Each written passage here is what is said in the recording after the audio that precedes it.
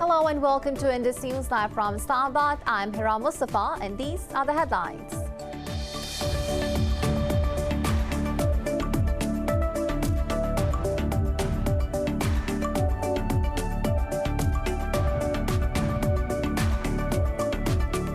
Pakistan has rejected India's attempts to deny responsibility for the global disinformation campaign exposed by the EU Disinfo Lab.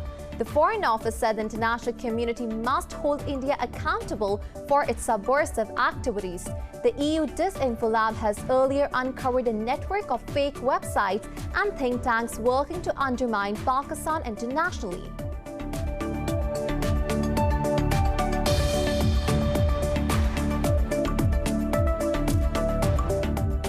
More protesting farmers are moving towards India's capital, New Delhi, today with plan to block main highways and toll plazas.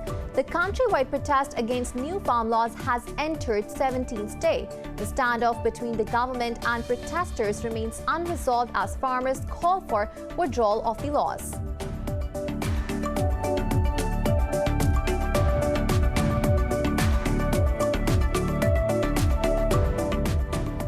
Afghanistan says the remaining stages of peace talks between Kabul and the Taliban must be pursued in the country.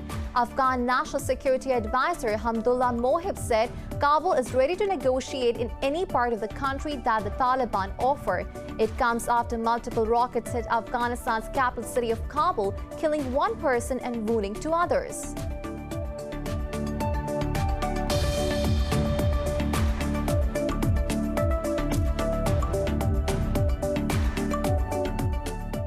The global number of coronavirus infections has surpassed 70 million, with more than 1.59 million deaths.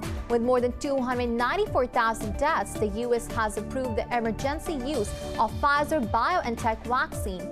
Meanwhile, Brazil's COVID-19 death toll has surpassed 180,000 figure, with its caseload exceeding 6.7 million. Pakistan has registered over 2,700 new cases and 71 new deaths, while the death tally has topped 8,700.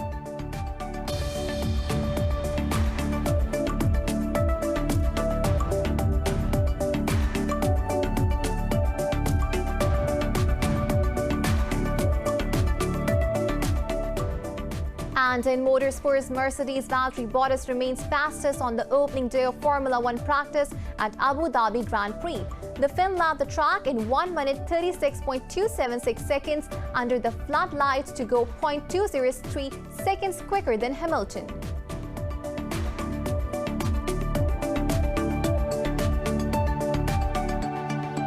Well, these were the headlines. News in detail coming after the short break. Stay with us.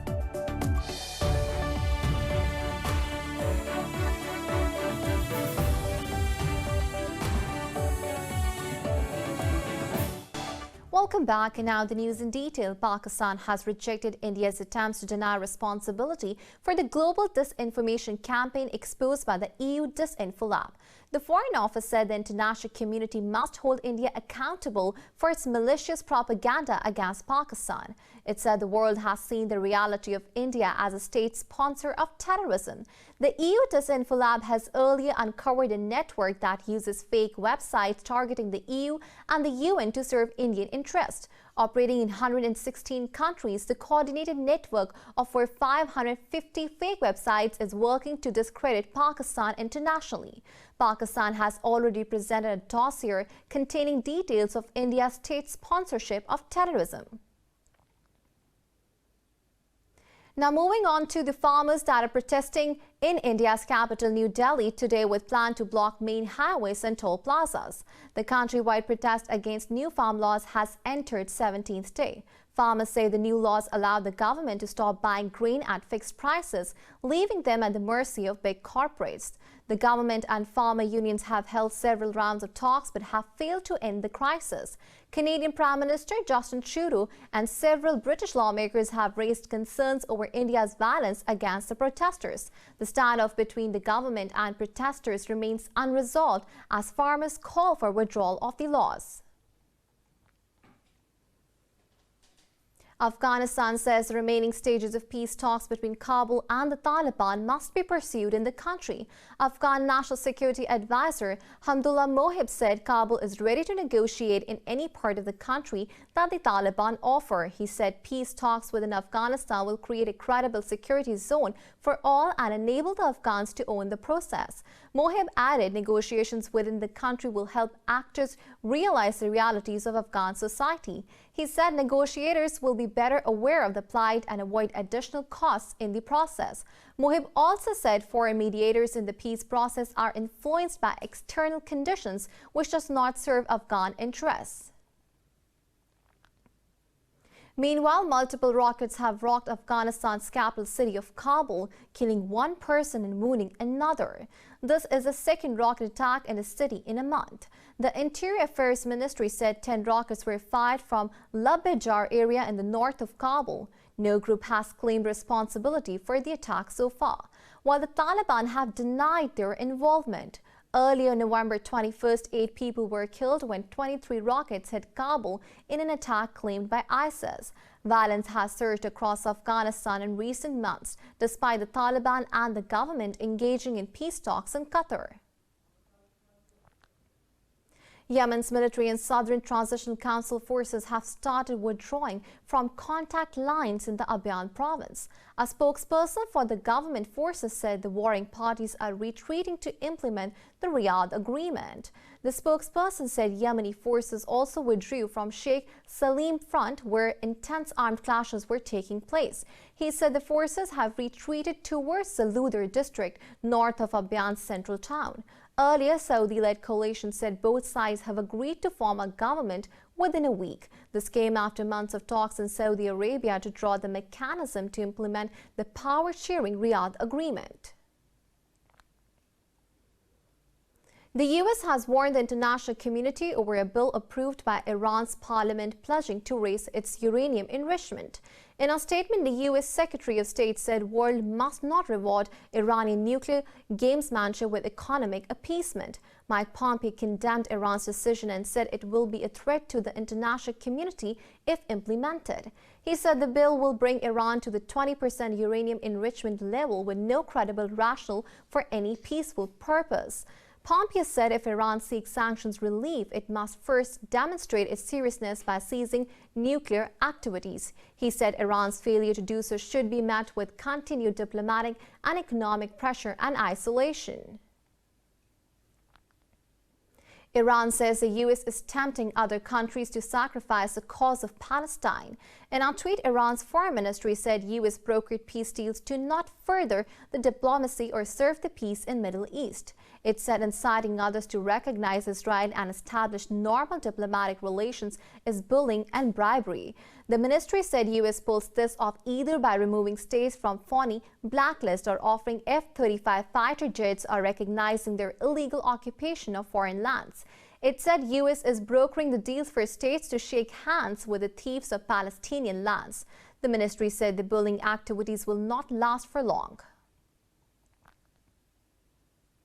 Iran has executed dissident journalist who was convicted of fomenting violence during the anti-government protests in 2017. Iran's Supreme Court sentenced Ruhollah Zam to death, convicting him of causing corruption on earth. His Telegram channel, Ahmad News, with over 1 million followers, has been set to set stage for 2017 protests. After years in exile in France, Zam was captured by Islamic Revolutionary Guard Corps in 2019 for stirring up dissent.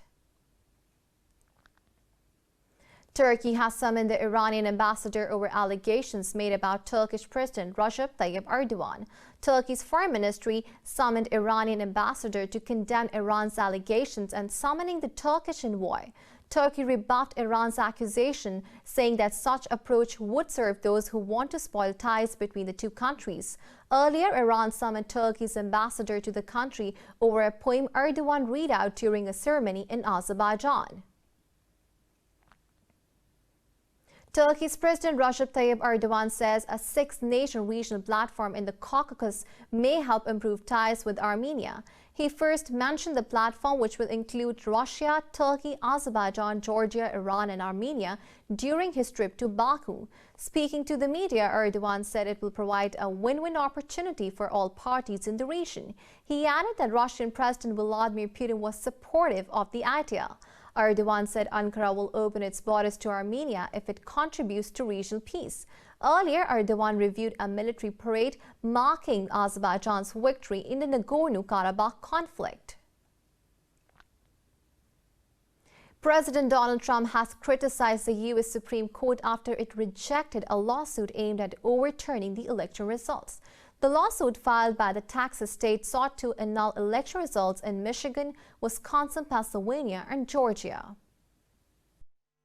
In a tweet, Trump said the Supreme Court really let us down, adding it is a legal disgrace and embarrassment to the U.S. The president said, if the Supreme Court shows great wisdom and courage, the American people will win the most important case in history. Rejecting the bid, the Supreme Court ruled that Texas did not have legal standing to bring the case. The ruling represents a setback for President Trump, who previously said the result would be settled in the Supreme Court. The lawsuit was supported by 18 state attorney generals and over 100 Republican members of Congress. Meanwhile, President-elect Joe Biden said he has chosen Susan Rice for a domestic policy leadership role in his administration. For other positions, Biden selected former Iowa Governor Tom Vilsack to serve a second tenure as Agriculture Secretary and Katherine Tai as U.S. Trade Representative. The U.S. Senate has passed a defense bill with large enough majority to overcome President Donald Trump's promised veto. The bill would limit Trump's authority to withdraw U.S. troops from Afghanistan, South Korea, and Germany. The National Defense Authorization Act sets $740 billion budget for the Defense Department. The 84-13 vote in the Republican-controlled Senate is way more than the two required two-thirds votes to override a presidential veto. Trump objects to the bill as it continues to protect companies like Google, Twitter, and Facebook from liability. The bill leaves Trump with 10 days to veto, sign, or allow it to become law without his signature. The UK says 4 Royal Navy patrol ships will be ready to protect its water in case of a no-deal Brexit. The Defense Ministry says it has conducted extensive planning and preparation to face any scenarios at the end of the transition period. The ministry said the 80-meter-long vessels will have the power to stop, check, and impound all EU fishing boats.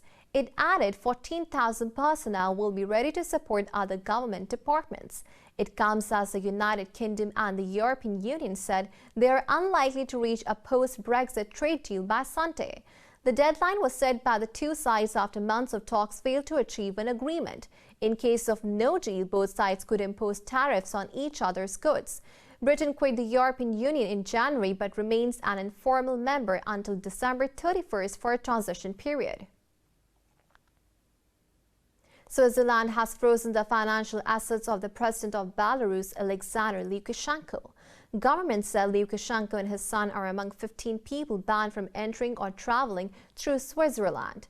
It said the individuals are alleged to be responsible for the use of violence and arbitrary arrests. Switzerland called for the dialogue between Belarus government and civil society. Bern also demanded the release of arbitrarily detained Belarusians and investigation of allegations of torture by security forces. Belarus is embroiled in violent protests for 4 months now following controversial presidential election on August 9th.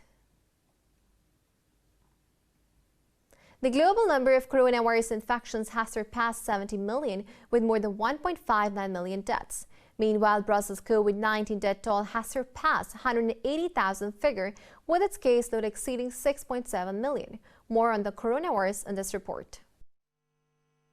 Even the countries that presented COVID-19's success story in the first wave couldn't evade COVID-19's deadly grip during the second wave. With more than 294,000 deaths, the US has approved the emergency use of Pfizer-BioNTech vaccine. This is more than the number of US soldiers that died in the Second World War. As health authorities prepare a mass inoculation campaign, experts warn US will not see any meaningful impacts until well into 2021. Meanwhile, with world's second highest death toll, Brazil's doctors fear the carelessness of the public can spur an extreme surge of infections. These last few months have been very difficult. In the beginning, the big challenge was learning how to deal with the new virus. After this challenge, it was keeping up for many months with all the physical and psychological stress. And now, I would say that our challenge is facing the possibility of it happening all over again. Situation remains bleak in Europe as WHO warned deaths and cases surged by 100% on the continent in past 6 weeks. British and French pharmaceutical giants GlaxoSmithKline and Sanofi Pasteur has delayed their vaccines release until late 2021 after interim results showed insufficient immune response in the elderly. Meanwhile, paramedics in Russia are counting days for Sputnik V vaccine to be available to patients as Moscow reported 613 fatalities. I think people should get vaccinated. We work in very hard conditions. It is hard to work in protective suits and we have to wear them regularly. People did not want to get flu vaccines either, but when they started to get vaccinated, herd immunity started to form and people started to get sick less. COVID-19 is similar to flu but has much harder complications. Over in Asia, India recorded over 30,000 new cases and 442 new deaths, pushing its fatality toll to over 142,000. With 950 new infections, South Korea reported record daily increase in its cases since the pandemic began. In Pakistan, 71 people have lost their lives to COVID-19 over the past 24 hours. This takes the country's death toll to over 8,724. Health officials say over 2,700 people tested positive for the virus overnight. Meanwhile, more than 45,000 active COVID-19 cases have been detected in the country. The health ministry says out of over 435,000 countrywide cases, more than 381,000 people have recovered. Pakistan's Prime Minister Imran Khan will address the Climate Ambition Summit 2020. The virtual event co-hosted by the UN, Britain and France aims to rally momentum and call for greater climate action. The Prime Minister will apprise the world about Pakistan's efforts to mitigate effects of climate change. He will also appraise the attendees of his government's 10 billion tree tsunami project and Green Pakistan initiative.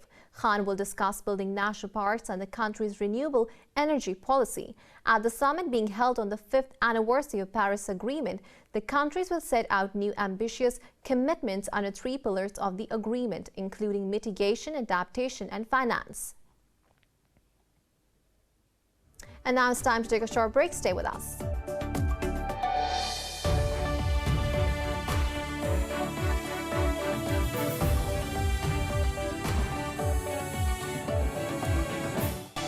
Welcome back, and moving on to Brazil. 2 people dressed as Santa Claus have delivered some unusual holiday cheer in Rio de Janeiro.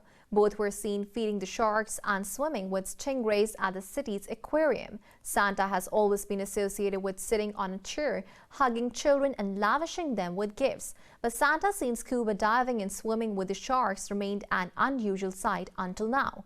A person dressed as Santa wore a familiar red suit during his scuba diva and was quickly joined by Claus, who was also wearing a festive costume. Aquario visitors are able to watch aquarium staff dressed as Santa and Claus dive daily until Christmas Day. In Mexico, archaeologists have unearthed new sections of a famous Aztec tower of human skulls. National Institute of Anthropology and History says a further 119 skulls have been uncovered. More in the following report.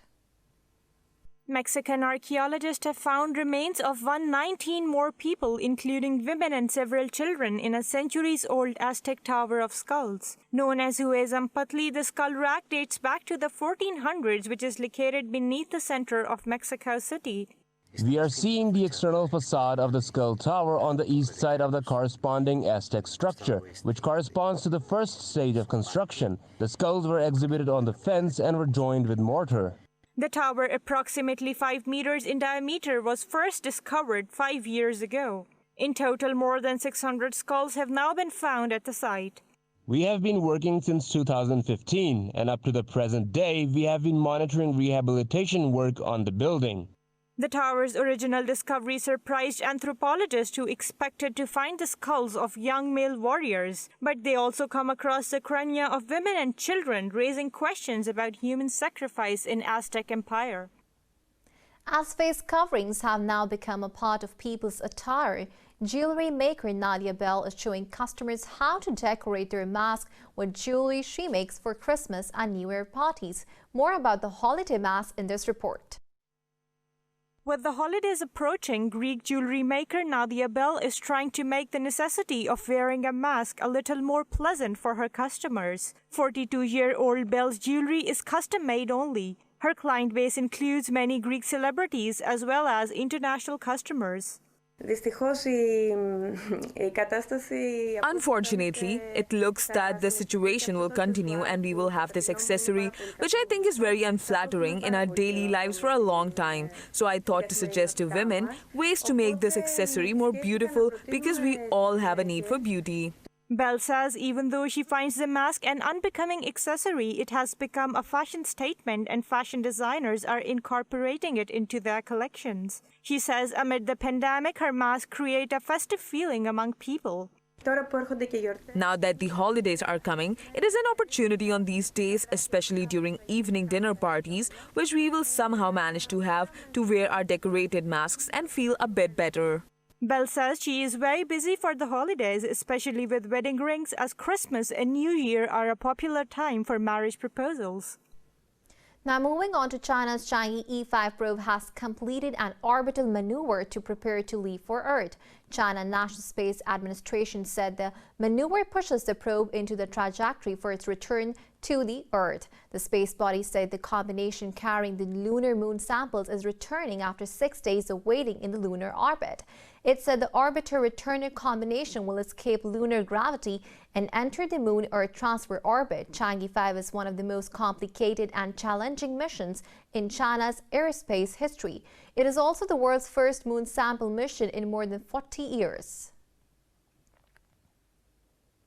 British musician FKA Twigs has filed a lawsuit against actor Shia LaBeouf. Talia Barnett accuses the actor of physical and emotional abuse during their year-long relationship.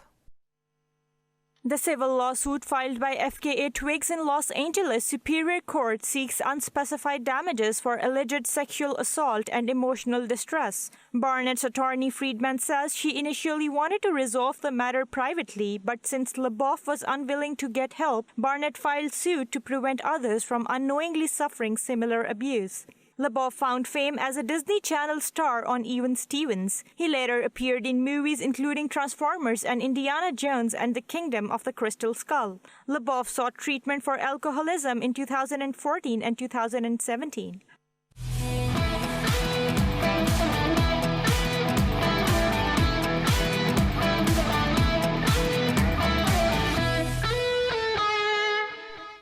In motorsports, Mercedes' Valtteri Bottas remains fastest on the opening day of Formula One practice at Abu Dhabi Grand Prix. Bottas beat his teammate Lewis Hamilton, who came back after a bout of COVID-19 that forced him to miss an F1 race for the first time. The Finn lapped the track in 1 minute 36.27 seconds under the floodlights to go 0.203 seconds quicker than Hamilton. Max Verstappen was third for Red Bull at the end of a session that began and finished with tire testing. The session was also interrupted by a red flag period after Kimi Räikkönen's Ferrari engine burst into flames. His under-pressure Red Bull teammate Alex Albon was fourth ahead of Lando Norris of McLaren and Renault's Esteban. Daniel Ricciardo was ninth for Renault ahead of Lance Stroll in second Racing Point, while Russell, last weekend's heartbreak hero, ended the session in the Williams pit after power problems. Veteran New Zealand batsman Ross Taylor has been dropped for the 2020 International Series against Pakistan, while Kane Williamson and Trent Boult have been recalled. New Zealand selector Gavin Larson said Taylor missed out because of the quality and form of Devin Conway and Glenn Phillips. He said the way the two batsmen have played against West Indies was compelling. Larson said Taylor will have to fight to get his place back in the squad. He added that it's the brand of 2020 cricket that New Zealand wants to move forward with. In golf, last year's British Open champion Hinako Shibuno seized a 3-stroke lead following the second round of the US Women's Open. The 22-year-old from Japan carded a 4-under par 67 for a 3-shot lead over Sweden's Lynn Grant, crediting her father for the win. American Amy Olsen ceded a first-round lead par 72, finishing her round tied for third with compatriots Caitlin Papp and Megan Kang. Meanwhile, two-time major winner Christy Kerr enjoyed a bogey-free 2-under par 69 at Cypress Creek despite a recent rib injury. The tournament was rescheduled from June due to pandemic and is being played without spectators.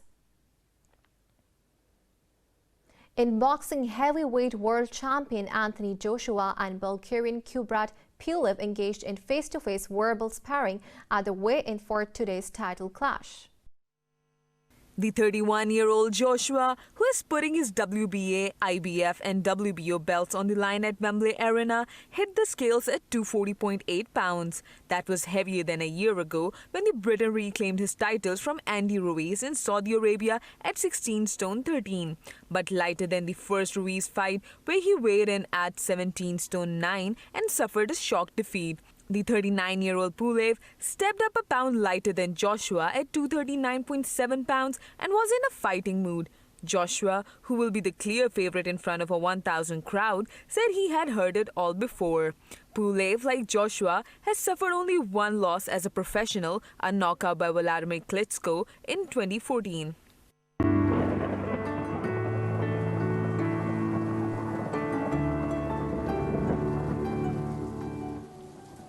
And now it's time to have a look at the weather update across the globe.